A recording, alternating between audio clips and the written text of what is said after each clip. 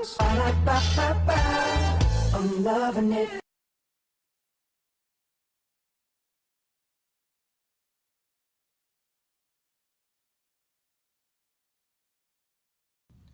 Hello everyone, welcome this evening to Madagascar News at 5. I'm your host Jared Okumboa. I'm Devin Patton. I'm Emmanuel Cool. I'm Kendall Bates. And I'm Rashawn behind the scenes. As you guys know, we have been trying for some time now to get McDonald's to enter into the Madagascar fast food market. With Madagascar being a developing country, I don't think it would be a wise choice for us to be first movers. The technology in a developing country like Madagascar is extremely low. Currently, only 10% of Madagascars have electricity. So for us to participate in a high-tech marketplace, the country will have to be brought up to speed. It will be a major task to undertake. The reason why the fast food industry in Madagascar is particularly almost non-existing is one, the scale of entry is low, the amount of extra resources needed to get into a McDonald's franchise running properly is extremely high. The McDonald's franchise preferably does not like to invest or have their company going to a developing country that's extremely low in economic growth process. McDonald's entering into a developing country like Madagascar, McDonald's will more likely compete with Madagascar food culture. The Madagascaran food culture and taste buds can be very different and highly sensitive to foreign foods. McDonald's will also have to compete with local dishes that have Western cooking style. Their diet consists of high protein dishes such as fish, meat, beans, and rice. So Devin, what is your view on the dietary in Madagascar? Fortunately, it is too expensive to import ingredients and operate profitable out of Madagascar. And the reason is the lack of locations in Africa. The daily intake for a Central African resident is 1,800 calories. That's perfect for a healthy diet and lifestyle. A 19-year-old American resident daily intake of 2,800 calories is over the dietary guidelines. From not eating McDonald's, Central African had creative strategy giving Central Africa a healthy lifestyle. Eating fast food more than twice per week is linked to a rapid weight gain and increase of developing type 2 diabetes. So with that said, what are your political challenges, Kendall? Yes, hello. I will further the discussion when it comes to the political challenge of franchising at McDonald's in Madagascar. The island country of Madagascar remains declined when it comes to the political and economic instability, poverty, and food insecurity. Over 3/4 of the island country of Madagascar's 20 million people are said to be living below the national poverty line, which is a measure of income issued every year by the Department of Health and Human Services, which is known as the HHS. Federal poverty levels are used to determine your eligibility for certain programs and benefits, including savings on marketplace health insurance and Medicaid and CHIP coverage. Madagascar had been ranked 64th out of 79 on the Global Hunger Index, with the Global Hunger Index being a multi-dimensional statistical tool used to describe the state of country's hunger situation.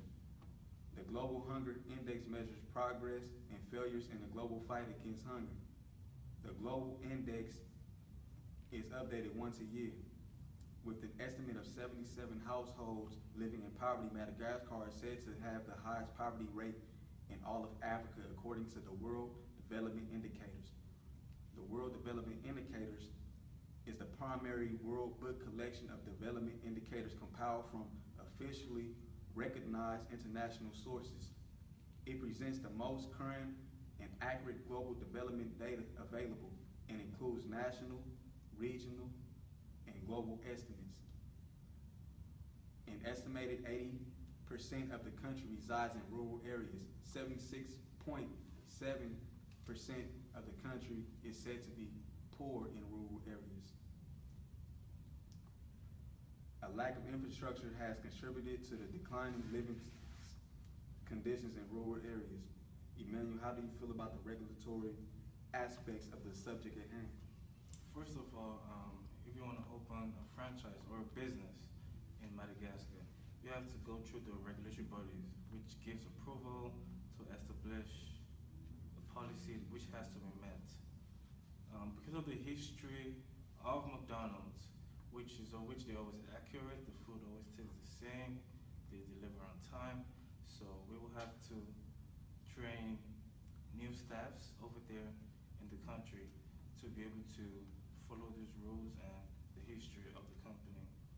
The trade barriers include the tariffs and non-tariffs. The trade rate is going to be between 5 to 20%. They charge for import duties. Anything coming to the country has a charge. The VAT, that is the value-added tax, is going to be 20% for all goods coming into Madagascar. But the U.S. countries always have a higher price because it's an English-speaking country, and Madagascar is a French-speaking country. Imports into Madagascar do not need import license, except for few which are considered strategic by the Malagasy government. This is also going to be a good thing to the country and to the economy because it's going to increase staffs, it'll increase food intake, and also help boost export and import trades in the country.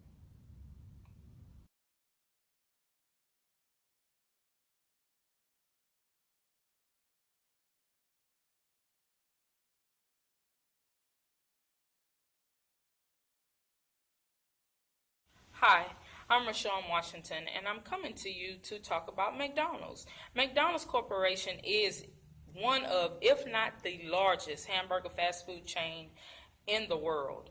There are more than 58 million customers served in their restaurants daily in more than 100 countries.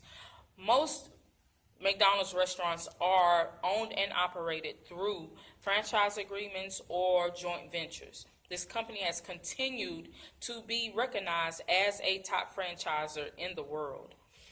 Owning a McDonald's restaurant is not only a lucrative business to add revenue into your pockets as well as the economy you reside in, but it is a great opportunity. It not only brings in money, but it also creates job opportunities.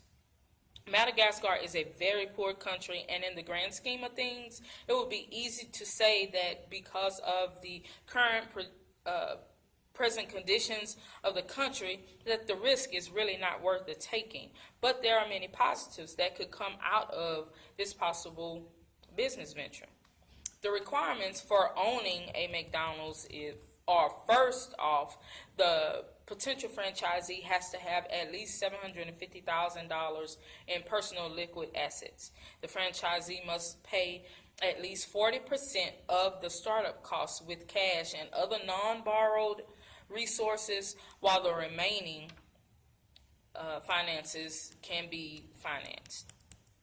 Startup costs, which include construction and equipment expenses, average between $955,000 anywhere up to $2.3 million, according to McDonald's today. The total is determined by the geography and the size of the restaurant, as well as the selection of kitchen equipment, signage, the style of decor, the landscaping. In addition to those costs, McDonald's also charges a $45,000 franchise fee and ongoing monthly service fee that equals up to 4% of the gross sales. A franchisee must also pay rent to the company, which is also a percentage of the monthly sales. So all in all, the entire process magic would be localizing. So you have to localize the food, as far as the menu, because everywhere they do not eat burgers, they do not eat the same things. So therefore, you have to kind of localize it to fit the palate of Madagascar. So that's what we have from now. Thank you for tuning in.